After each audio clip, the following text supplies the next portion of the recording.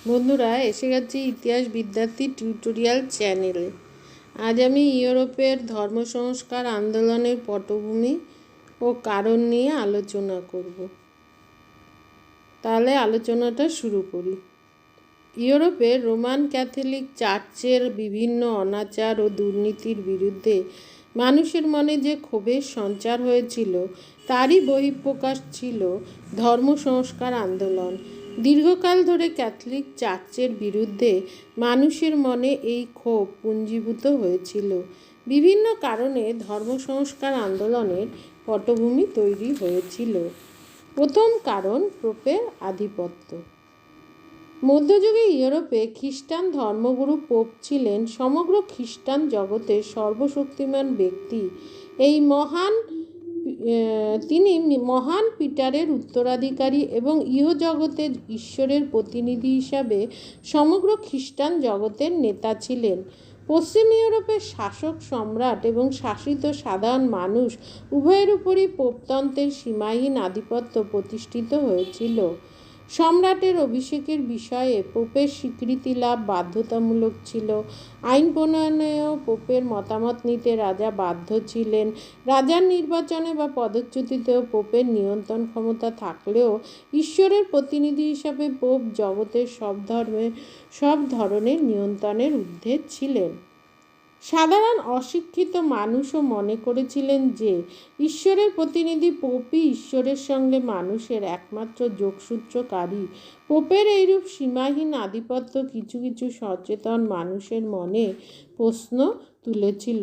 পরেরটা হচ্ছে নৈতিক অবক্ষয়। খ্রিস্টান জগতের সর্বশক্তিমান অধিপতি পোপের সমালোচনা বা তাকে নিয়ন্ত্রণের অধিকার কারো ছিল না। ষোড়শ শতক নাগাদ পোপতন্ত্রের অনাচার ও দুর্নীতি চূড়ান্ত পর্যায়ে পৌঁছায়। পোপের নেতৃত্বে ক্যাথলিক চার্চগুলির দুর্নীতি ও অনাচারের আখড়ায় পরিণত হয়। ধর্মচর্চার আসল উদ্দেশ্য ক্রমে চার্চের আড়ম্বরপূর্ণ ধর্মীয় অনুষ্ঠানাদির আড়ালে ঢাকা পড়ে যায়। পোপের অধস্তন বিশপ ও যাজকরা ক্রমে ভোগবাদী জীবনে জড়িয়ে পড়ে। চার্চের অধীনে থাকা বিপুল ভূসম্পত্তি ও তার উৎপাদন ভোগ করতে তারা ধর্মীয় ত্যাগের আদর্শ থেকে সরে গিয়ে সীমাহীন বিলাস বৈভবে জীবন কাটাতে থাকে। তারা সাধারণ মানুষের কাছ থেকে ধর্মের নামে নানা রকমের অর্থ আদায় শুরু করে। ব্রহ্মচর্যের আদর্শ ত্যাগ করে বিবাহ করত বিশপরা বা উপপত্নী রাখত, পরস্ত্রীর সঙ্গে সম্পর্ক স্থাপন করত। যাজকদের অনেকেই ছিলেন একাধিক অবৈধ সন্তানের পিতা। ব্যভিচার, মদ্যপান প্রভৃতি ছিল তাদের নিত্য নৈমিত্তিক ব্যাপার। চার্চের অধিকাংশ বিশপ, যাজক ও কার্ডিনাল ছিলেন ক্ষমতালোভী। স্বাস্থ্যচর্চা, উপবাস, অসহায়ের সেবা, ঈশ্বরের কাছে প্রার্থনা প্রভৃতি ছেড়ে তারা রাজনৈতিক ক্ষমতা ব্যবহার করতে এবং মন্ত্রিত্ব বা অন্য কোনো সরকারি উচ্চপদে নিযুক্ত হতে পছন্দ করতেন।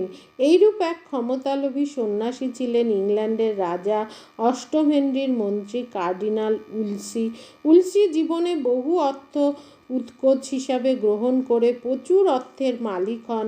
বিশপ ও যাজকদের এইরূপ নৈতিক অবক্ষয়ের প্রতিকারের কোনো চেষ্টা না করে পোপ একে সমর্থন করে। পরেরটা কি? আর্থিক শোষণ ও দুর্নীতি। সেটা কি? সাধারণ মানুষের কাছ থেকে নিয়মিতভাবে বিভিন্ন অজুহাতে প্রচুর অর্থ আদায় করে ক্যাথলিক চার্চ বিপুল অর্থ সম্পদের মালিক হয়ে উঠেছিল। ফ্রান্সের সম্পদের 1/5 এবং ইটালির সম্পদের 1/3 ছিল চার্চের হাতে। খ্রিস্ট ধর্মাবলম্বীরা পোপ ও চার্চের নির্দেশে বিশপ ও যাজকদের হাতে বিভিন্ন ধরনের কর তুলে দিতে বাধ্য হতো। এগুলির মধ্যে উল্লেখযোগ্য ছিল টাইথ বা ধর্মকর, অ্যানেট বা বাৎসরিক কর, জন্মকর, মৃত্যুকর ইত্যাদি। বিভিন্ন ধর্মীয় মামলা, জরিমানা আদায় প্রভৃতি থেকেও পোপের প্রচুর আয় হতো। পোপ ও বিশপ নির্বাচনের সময় প্রচুর উৎকোচের লেনদেন হতো। সিমনি নামে চার্চের উচ্চ পদগুলি প্রচুর অর্থের বিনিময়ে প্রার্থীদের কাছে বিক্রি করা হতো। অর্থের বিনিময়ে প্রভাবশালী বিভিন্ন ব্যক্তি একাই অনেকগুলি পদ দখল করত, ফলে সুষ্ঠুভাবে কাজ চালানো সম্ভবপর হতো না। চার্চের দুর্নীতির মধ্যে অন্যতম ছিল অর্থের বিনিময়ে ইন্ডালজেন্স নামে এক ধরনের ক্ষমাপত্র বিক্রয়। পোপ ইন্ডালজেন্স বা মার্জনাপত্র বিক্রির মাধ্যমে প্রচুর অর্থ উপার্জন করতেন। প্রচার করা হয় যে নির্দিষ্ট পরিমাণ অর্থের বিনিময়ে পোপ বা তার প্রতিনিধির কাছ থেকে এই মার্জনাপত্র কিনলে ক্রেতা যাবতীয় অপরাধ ও পাপ থেকে মুক্তি পাবে। অপরাধীর অন্যায়ের গুরুত্ব অনুসারে মার্জনাপত্রের মূল্য কম বেশি হতো।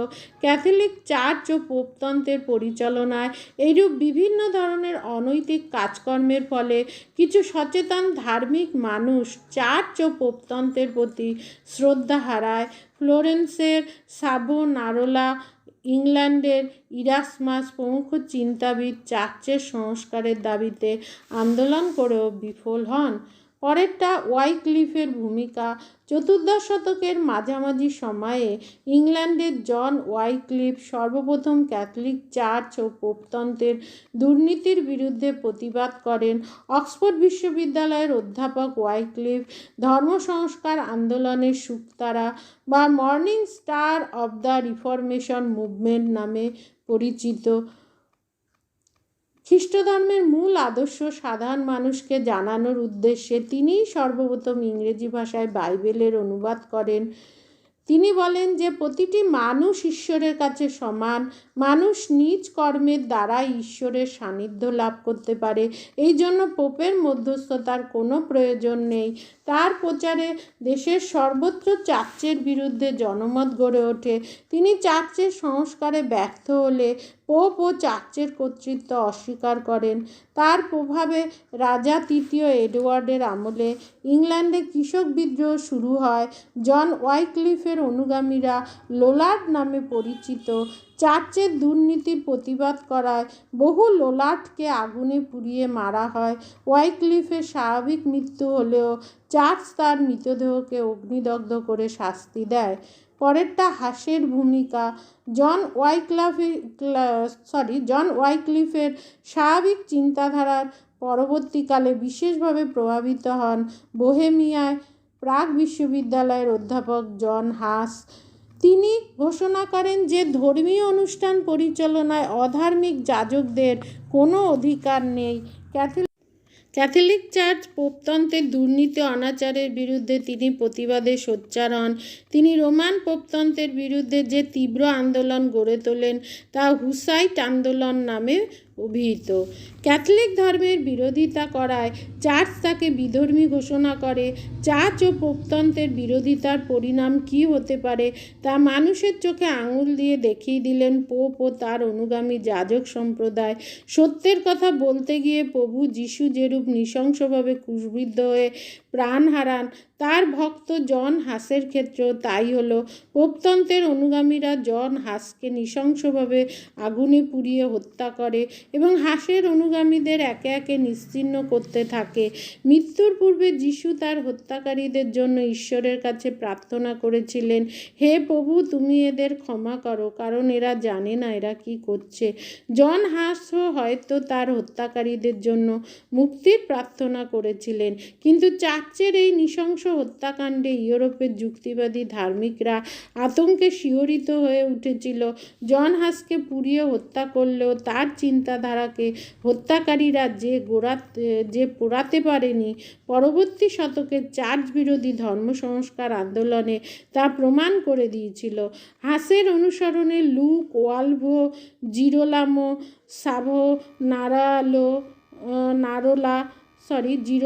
সাভোনারোলা, ইরাসমাস প্রমুখ ক্যাথলিক চার্চের বিরুদ্ধে প্রতিবাদ করেন। ইরাসমাস তার দ্য প্রেইস অফ হোলি গ্রন্থে চার্চের বিভিন্ন অনাচারের কাহিনী তুলে ধরেন। পরেরটা নবজাগরণ ও মানবতাবাদ। পঞ্চদশ শতকে ইউরোপে নবজাগরণের ফলে যে উদার চিন্তা ও যুক্তিবাদের বিকাশ ঘটে তা ক্যাথলিক চার্চের অনাচার ও দুর্নীতিগুলি সম্পর্কে মানুষকে সচেতন করে তোলে। 1453 খ্রিস্টাব্দে তুর্কি মুসলিমদের হাতে খ্রিস্ট ধর্মের অন্যতম গুরুত্বপূর্ণ কেন্দ্র কনস্টান্টিনোপলের পতন ঘটে। ঈশ্বরের আশীর্বাদ ধন্য খ্রিস্টান চার্চ বিধর্মী মুসলিমদের হাতে চলে গেলে খ্রিস্ট ধর্মের শ্রেষ্ঠত্ব সম্পর্কে কেউ কেউ সন্দেহ প্রকাশ করতে শুরু করেন। Lorenzo Valla, John Reuchlin, Nicholas of Cusa প্রমুখ মানবতাবাদী গবেষকগণ রোমের পোপ কর্তৃক সম্রাট কনস্টান্টাইনের নকল সই সংবলিত একটি দলিল জাল করার তথ্য আবিষ্কার করলে পোপতন্ত্রের প্রতি মানুষের শ্রদ্ধা আরও কমে যায়। মানবতাবাদীরা গ্রিক ও হিব্রু ভাষায় রচিত আদি বাইবেলের তথ্য তুলে ধরে প্রমাণ করেন যে রোমান চার্চের প্রদত্ত বাইবেলের বহু ব্যাখ্যা ভুল। এই ভুল ব্যাখ্যা দিয়েই পোপ ও যাজকরা এতদিন বিশেষ অধিকার ভোগ করে আসছিল। এইভাবে মানুষের কাছে পোপতন্ত্রের মর্যাদা বহুলাংশে বিনষ্ট হয়। পরেরটা নগর জীবনের বিকাশ। মধ্যযুগে ইউরোপে কৃষিভিত্তিক গ্রামীণ সমাজে প্রচলিত ক্যাথলিক ধর্মের সীমাহীন প্রভাব ছিল। গ্রামের দরিদ্র ও নিরক্ষর সরলমতি সাধারণ মানুষ চার্চ ও পোপের নির্দেশে অন্ধভাবে বিশ্বাস ও পালন করত। কিন্তু ষোড়শ শতকে ইউরোপের শিল্প ও বাণিজ্যের বিকাশ, নগরের উদ্ভব, অর্থনৈতিক অগ্রগতি প্রভৃতির ফলে মানুষের সচেতনতা বৃদ্ধি পায়। গ্রাম ছেড়ে বহু মানুষ শহরে চলে আসে। শহরে শিক্ষার প্রসার ঘটে এবং সমাজে নানা পরিবর্তন সূচিত হয়। শহরের মানুষ আধ্যাত্মবাদী থেকে ক্রমে বস্তুবাদী হতে শুরু করে। এইভাবে শহরে যুক্তিবাদী নাগরিক শ্রেণীর উদ্ভব ঘটে। ক্যাথলিক চার্চ ও পোপের প্রতি এই শ্রেণীর মানুষের অন্ধবিশ্বাস ছিল না। তারা ক্রমে চার্চের দুর্নীতিগুলোর বিরুদ্ধে সরব হতে শুরু করে। এইভাবে ধর্ম সংস্কার আন্দোলনের পথ প্রশস্ত হয়। পরেরটা জাতীয় রাষ্ট্রের উদ্ভব। ষোড়শ শতকে ইউরোপে বিভিন্ন শক্তিশালী জাতীয় রাষ্ট্রের উত্থান ক্যাথলিক চার্চ বিরোধী আন্দোলনের পটভূমি তৈরিতে সাহায্য করেছিল। নগর সভ্যতা ও শিক্ষা বিস্তারের ফলে রাজকোষে বেশি রাজস্ব জমা পড়তে শুরু করে। শহরের শিক্ষিত মধ্যবিত্ত শ্রেণী রাষ্ট্রের শাসন ব্যবস্থাও দক্ষতা আনে। এইভাবে জাতীয় রাষ্ট্র ও শক্তিশালী রাজতন্ত্রের উদ্ভব ঘটে। এইসব রাষ্ট্রের শাসকরা তাদের রাষ্ট্রে পোপের হস্তক্ষেপ পছন্দ করতেন না। তারা রোমান পোপতন্ত্রকে রাজকীয় ঐক্য ও মর্যাদার পরিপন্থী বলে মনে করতেন। ঐতিহাসিক ফিশার বলেছেন, রোমান পোপের প্রতি আনুগত্য জাতীয় রাষ্ট্রগুলির কাছে অসহনীয় ছিল। জাতীয় রাষ্ট্র প্রতিষ্ঠার ফলে সাধারণ মানুষ ও শাসকরা রোমান ক্যাথলিক চার্চ ও পোপের নিয়ন্ত্রণের বাইরে নিজেদের জাতীয় চার্চ ব্যবস্থা গড়ে তুলতে আগ্রহী ছিলেন। পরেরটা হচ্ছে প্রত্যক্ষ কারণ, লুথারের প্রতিবাদ। ধর্ম সংস্কার আন্দোলনে সবচেয়ে অগ্রগণ্য ভূমিকা পালন করেন জার্মানির উইটেনবার্গ বিশ্ববিদ্যালয়ের ধর্মতত্ত্বের অধ্যাপক মার্টিন লুথার। ষোড়শ শতকের প্রথম দিকে রোমের সেন্ট পিটার গির্জা সংস্কারের কাজ শুরু হলে এর জন্য প্রয়োজনীয় অর্থ সংগ্রহ করতে পোপ তার প্রতিনিধিদের বিভিন্ন খ্রিস্টান রাষ্ট্রে পাঠান। পোপ ইন্ডালজেন্স বিক্রি ও অন্যান্য উৎস থেকে অর্থ আদায় করতে শুরু করেন। পোপ দশম লিওর প্রতিনিধি জোহান টেটজেল 1517 খ্রিস্টাব্দে জার্মানিতে পোপের স্বাক্ষরিত ইন্ডালজেন্স বা মার্জনাপত্র বিক্রি শুরু করলে লুথার এর প্রতিবাদ করেন।